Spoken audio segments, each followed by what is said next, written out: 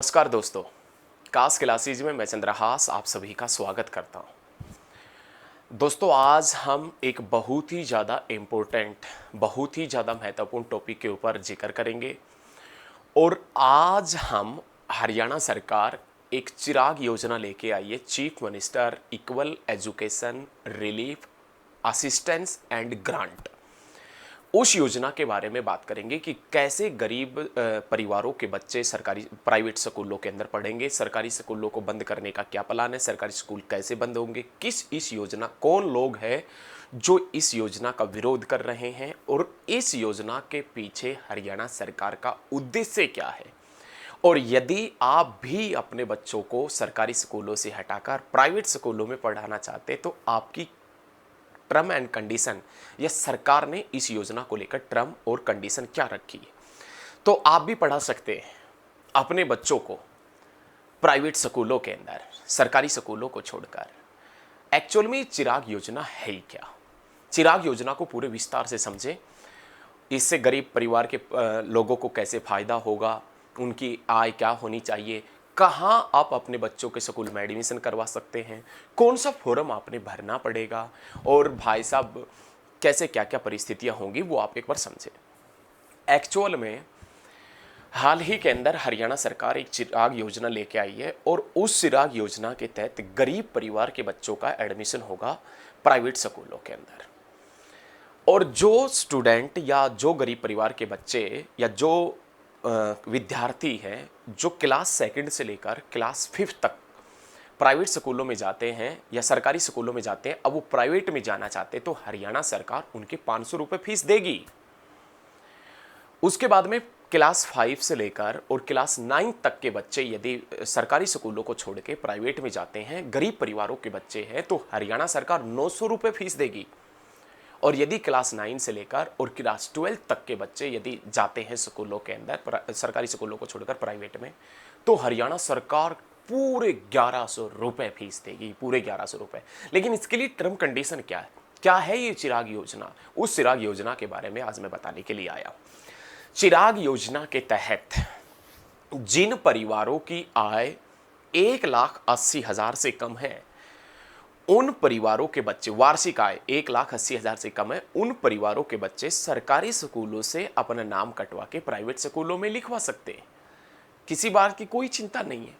मान लीजिए कि आपका बच्चा फिफ्थ में जा रहा है तो हरियाणा सरकार 500 रुपये देगी आपके बच्चे को प्राइवेट स्कूल में फीस। लेकिन फिफ्थ वाले बच्चे की फीस लाडलो 500 रुपये नहीं होती है। फिफ्थ वाले बच्चे की क्लास 500 रुपये जो फीस है वो 500 रुपये नहीं होती। फिफ्थ वाले बच्चे की जो फीस है वो कम से कम ये मान के चलिएगा 1500 से 2000 के बीच में एक महीने की फीस होती है। नॉर्मल स्कूलों में, महंगे स्कूलों में तो बहुत ज़्यादा फीस होती है। तो सिर्फ 500 रुपये हरियाणा सरकार देगी। ये या तो पूरी फीस भरे या योजना को थोड़ा अच्छे रूप से चलाएं, सुचारू रूप से चलाएं। हम तो यही कहेंगे 500 रुपये से होगा क्या, जले के ऊपर नमक छिड़कने वाला काम हो जाएगा। लेकिन यदि आपकी आय 1,80,000 से भी कम है और फिर भी आप अपने बच्चों को सरकारी स्कूलों में पढ़ाते हैं तो कुछ फीस आपने देनी पड़ेगी सरकारी स्कूलों के अंदर। तो कहने का मतलब ये है कि क्या ये एडमिशन पहले नहीं होते थे? एक्चुअल में पहले बच्चों को फ्री में पढ़ाया जाता था प्राइवेट स्कूलों में। वो एक अपने पास में नियम 134 ए है और उस नियम 134 ए के तहत जो पहले स्कूलों के अंदर गरीब बच्चों के गरीब जो परिवार है उनके बच्चों के एडमिशन होते थे और उनमें उनको फीस में काफ़ी मात्रा में रिलीफ भी दिया जाता था नियम 134 ए के तहत। और अब उस नियम 134 ए को हरियाणा सरकार ने ख़त्म कर दिया और नियम 134 ए को ख़त्म करके हरियाणा सरकार ये चिराग योजना लेके आई है। और इसमें हरियाणा सरकार ने कहा है कि जिन परिवारों की आय 1,80,000 से कम है वार्षिक आय, उनके बच्चों को हम पढ़ाएंगे। वो अपना नाम कटवा के सरकारी स्कूलों से प्राइवेट स्कूलों में लिखवाए चिराग योजना के तहत। लेकिन ध्यान रखना, जिस खंड में आपका बच्चा अभी पढ़ रहा है, जिस खंड में, जिस ब्लॉक में आपका बच्चा अभी पढ़ रहा है, उसी ब्लॉक में बच्चा आगे पढ़ना चाहिए। उस खंड के अंदर जो मान्यता प्राप्त निजी स्कूल है उसके अंदर आप अपना एडमिशन करवा सकते हैं। और विशेष रूप से यदि आप फीस सरकार से प्राप्त करना चाहते हैं तो आप फॉर्म 6 भी भरिएगा, फॉर्म 6 भी आपको भरना पड़ेगा। लेकिन बड़ा क्वेश्चन ये है कि आपकी आय सरकार को पता कैसे चलेगी कि आपकी आय 1,80,000 से कम है? तो आपने जो परिवार पहचान पत्र बनवाया है, आपने जो परिवार पहचान पत्र बनवाया है, उसी परिवार पहचान पत्र के आधार पर आपकी आय तय की जाएगी और आपकी आय के अनुसार ही आपको रुपए भेजे जाएंगे। ऐसा नहीं है कि कोई गवर्नमेंट जॉब भी लग रहा है उसके बाद में भी ये प्रक्रिया चल रही है, नहीं। परिवार पहचान पत्र के हिसाब से वहां से डाटा उठाया जाएगा और उसके बाद में आपके बच्चे का एडमिशन होगा। यदि आपको किसी भी प्रकार का कोई डाउट रहता है तो आप कमेंट कीजिए, मैं आपके सभी डाउट क्लियर कर दूंगा। लेकिन देखो, चिराग योजना का जो अपना हरियाणा सरकार के जो टीचर्स हैं गवर्नमेंट स्कूलों के अंदर, HBSC Haryana board of school education वगैरह के जो टीचर हैं, गवर्नमेंट टीचर हैं ना, वो इस चीज़ का लेकर विरोध भी कर रहे हैं। और विरोध, उनकी बात भी ठीक है, विरोध लोग वहीं करते हैं जिनके ऊपर मार पड़ती है। जिनके ऊपर मार पड़ती है ना, वहीं विरोध करते हैं। थोड़े दिन पहले किसानों के ऊपर मार पड़ी तो वो विरोध करने लगे, तब ये सब खुश हो रहे थे कि अच्छी योजना है, फलाना धिकड़ा।